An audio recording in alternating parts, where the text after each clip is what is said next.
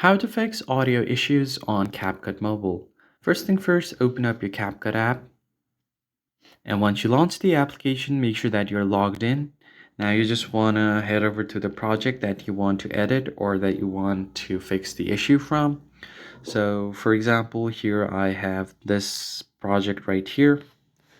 And here I've added a sound as well. So what it will do is if I just play this sound, the sound that I've added below will start playing, but if you want to change it, you could delete the extra added sound and unmute the clip. Now the original sound will start playing. This is the first method that you should try doing. And as you can see here, I have successfully recovered the audio. Sometimes your volume level might also be low, so you just might want to check your phone's volume levels as well. And if you have done all of those and still facing the issue, then in that case, what you need to do is check if the app is up to date.